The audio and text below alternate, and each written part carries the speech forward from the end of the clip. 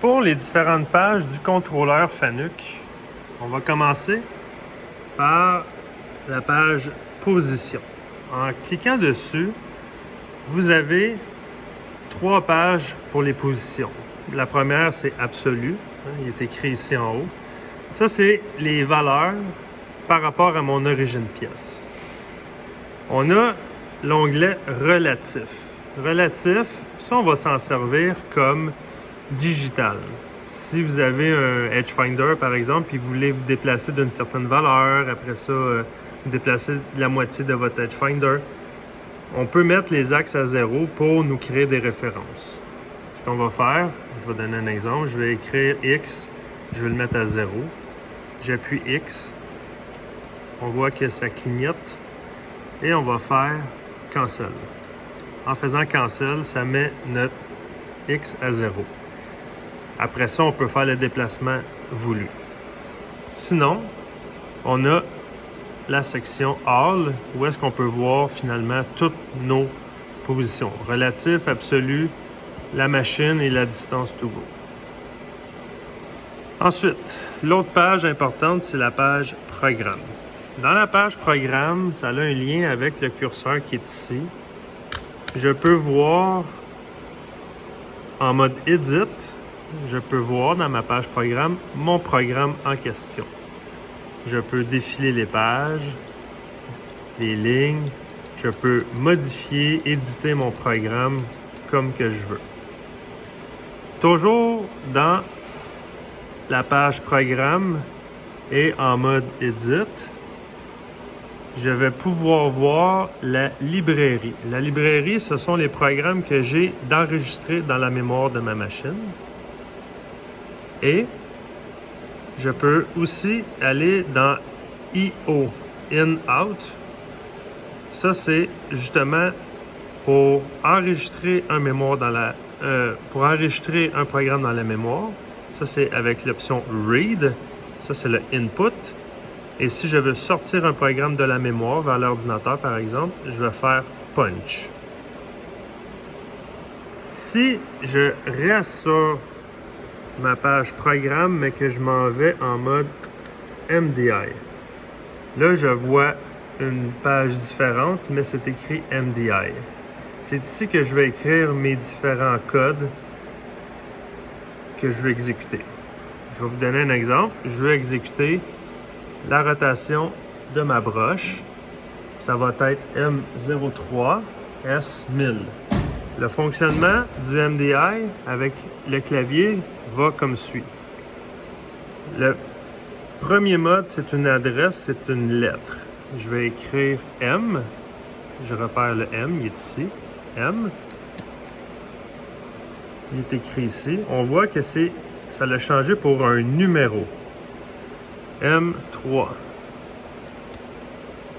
Comme ça ici. À chaque code, je dois l'insérer dans mon programme. Je ne peux pas tout écrire mes codes sur ma ligne puis ensuite insérer. C'est le désavantage de ce contrôleur-là qui est ancien. On doit faire Insert. Ici, on voit qu'il est apparu ici. Et je vais pouvoir écrire mon deuxième code. Toujours l'adresse en premier, qui est une lettre. S. En appuyant sur S, il change automatiquement à numéro. Je vais écrire par exemple S100. Et en sachant que ma ligne est terminée par la suite, je vais faire End of block. Et le S100, c'est automatiquement inséré avec mon End of block. Et là, je vais pouvoir faire Cycle Start pour exécuter la rotation. Ensuite, la prochaine page importante, c'est Offset. Dans Offset, vous avez 2 pages. On va commencer par la page Offset qui est ici. Vous avez les numéros en 2 colonnes. On a une colonne ici, puis une deuxième colonne ici.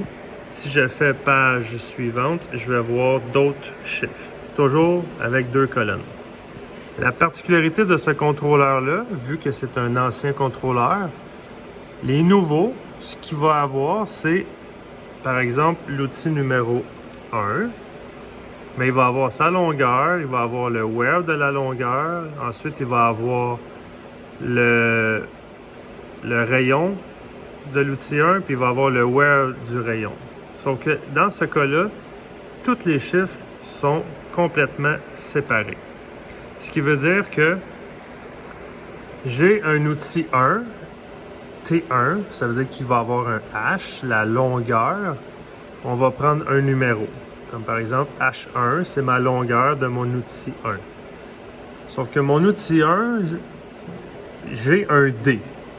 Mais je ne peux pas dire D1 parce que j'ai déjà une valeur dans mon 1, ce qui est ma longueur H.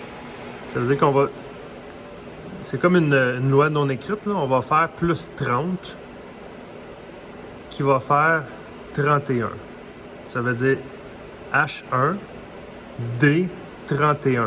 Ça, c'est la valeur de mon rayon ou de mon where. Ce qui fait qu'on va devoir travailler avec des chiffres différents. Le H va être différent du D. Ce qui veut dire que chaque chiffre est vraiment indépendant un de l'autre. Fait qu'on a différentes valeurs. Je sais que ça, c'est des longueurs parce que c'est des longs chiffres en négatif. Mais si je vais un petit peu plus loin, ça se peut que je vois des petites valeurs, soit en positif ou en négatif. Ça se trouve à être mes D. Mais on va vous expliquer ça un peu plus tard dans d'autres vidéos. La deuxième page qui est importante dans le menu Offset, c'est la page Work. Dans la page Work, on a le G54, 55, 56. Si je fais page suivante, je peux avoir 57, 8 et 9. Très important, le premier qui est ici, c'est le Shift. C'est un genre de G60. Dès qu'on écrit des valeurs ici, ben, il va avoir une incidence directe sur toutes mes autres origines. Si je déplace mon Z, exemple, de 1 pouce au-dessus en positif, mais toutes mes origines vont remonter d'1 pouce. Alors, à utiliser avec prudence ici.